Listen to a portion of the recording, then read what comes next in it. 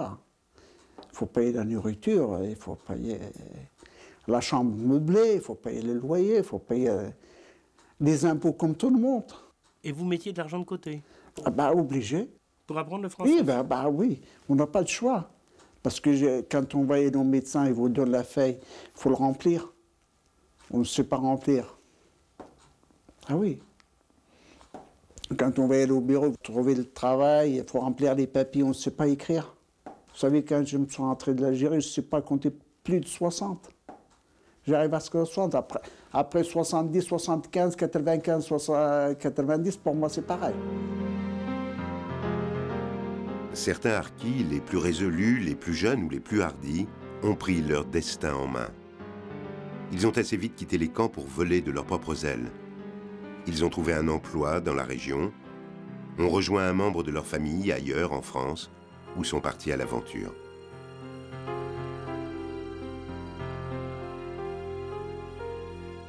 Dans le Nord, moi je ne connais pas le Nord.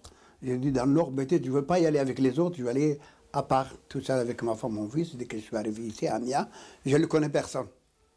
Je n'ai aucune personne. Quand je suis arrivé à la gare d'Amiens, j'avais 35 francs dans ma poche, avec ma femme et mon fils. 35 francs de l'époque. Hein. Personne vous a aidé? Personne. Hossein Bouzidi a d'abord travaillé en usine, puis il est devenu épicier ambulant. Aidé de son fils aîné, il vendait des fruits et légumes dans la banlieue d'Amiens en 1976. À l'époque, il vivait déjà avec sa famille à la briqueterie. Là, pas de barbelés ni de régime militaire, mais une suite de maisons réservées aux harkis, dans un secteur un peu excentré de la ville. En apparence, Hossein Bouzidi avait mieux réussi que d'autres son installation en France. Pour son fils, aujourd'hui âgé de 40 ans, la réalité est un peu différente.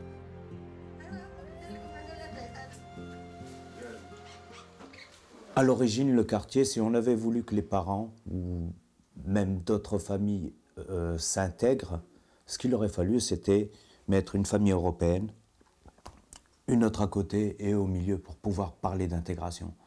On nous a ramenés ici en 64. Qu'est-ce qu'il y avait autour de nous? Rien. C'était la campagne, les champs, les bois, des petites routes qui mènent jusqu'en ville. À part ça. Moi, quand on parle d'intégration, oui, je veux bien. Mais sous quelle forme?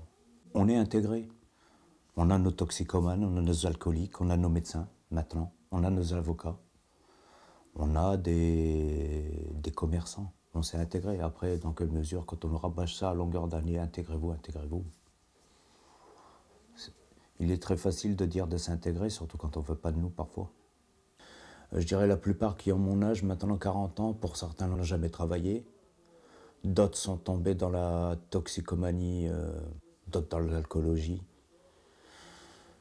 Et d'autres qui ont disparu suite à des problèmes, je dirais accidents de la route, etc. quoi. Et je dirais qu'il n'y en a pas beaucoup qui s'en sont vraiment sortis. Les seuls qui ont réussi à s'en sortir, c'est ceux qui ont, je dirais, été chercher du travail ou chercher à s'en sortir, mais autrement qu'en restant dans le quartier. S'en sortir, le maître mot. Et pour cela, l'école avait un rôle à jouer.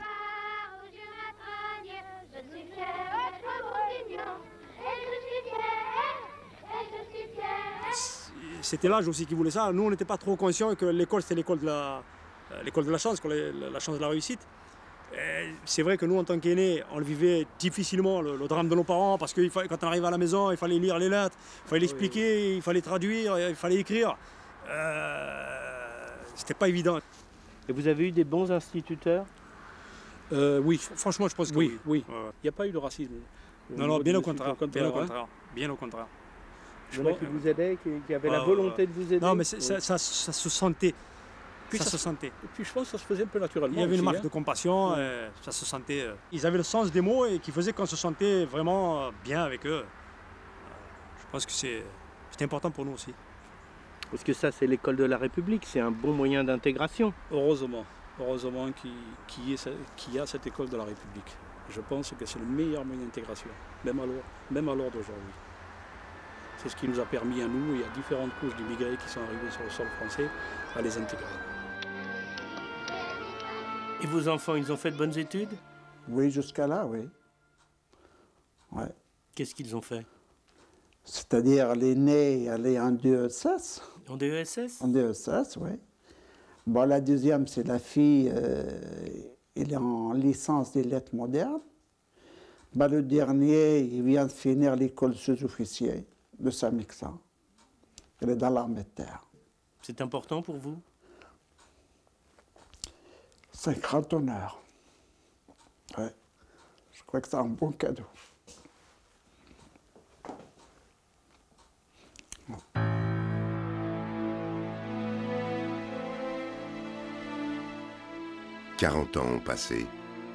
Quelle que soit leur place dans la société française, les harkis et leurs enfants restent pour la plupart prisonniers d'un carcan idéologique. Un carcan qui les presse de choisir entre deux rôles qu'ils ne veulent pas assumer. Celui de fidèles patriotes français ou celui de traître à l'Algérie indépendante.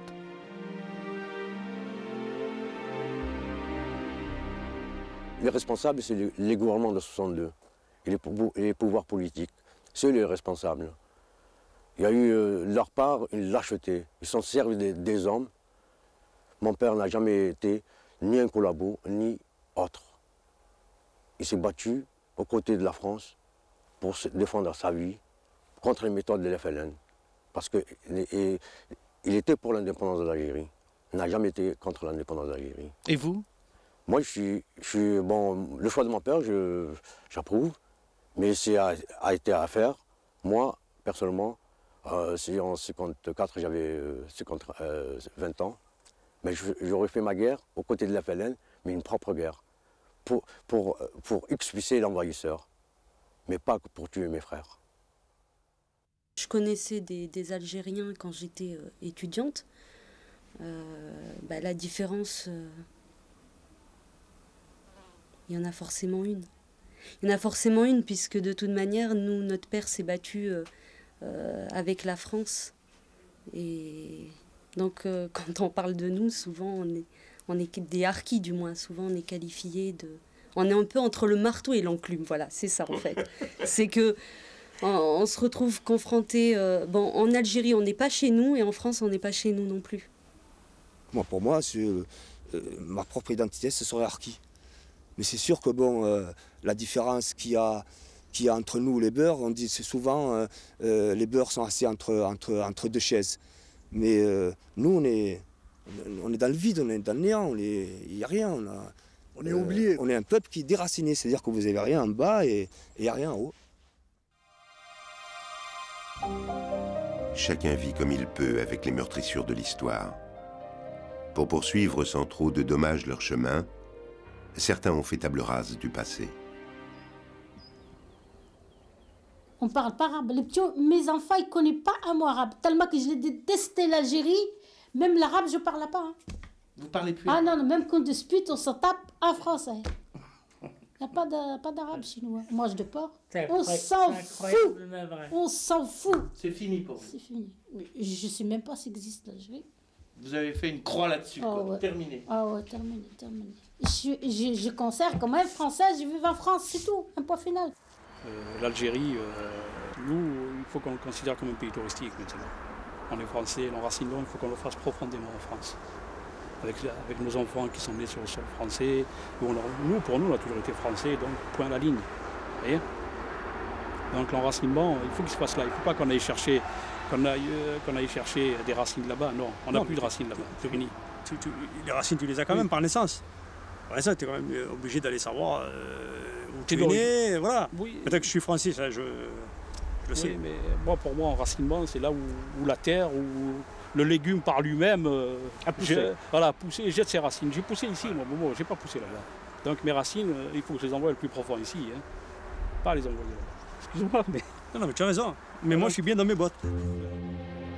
Pour que chacun se situe vraiment, encore faudrait-il que des deux côtés de la Méditerranée, chaque peuple aujourd'hui regarde en face son histoire. Et là, un long chemin reste à parcourir. En Algérie, pas question de remettre en cause le mythe fondateur d'un peuple algérien uni tout entier dans la lutte contre le colonisateur. La preuve en a été donnée lors de la visite en France du président Bouteflika. Les conditions ne sont pas encore venues pour des visites de Harki, ça il faut que je le dise. C'est exactement comme si on demandait à un Français de la résistance de toucher la main à un collabo. Donc c'est très dur. L'Algérie a depuis longtemps avec nous des relations très délicates.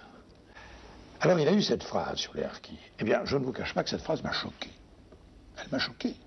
C'est vrai. Les harkis sont des Français à part entière. Ils bénéficient à juste titre du respect et de la reconnaissance de la communauté nationale française. Ils ont par définition les mêmes droits, comme d'ailleurs les mêmes devoirs que tous les Français, et on ne peut pas les écarter. Je crois que ce qu'a fait Chirac à travers la reconnaissance nationale, et notamment la création d'une journée nationale en hommage aux harkis, c'est déjà un premier pas.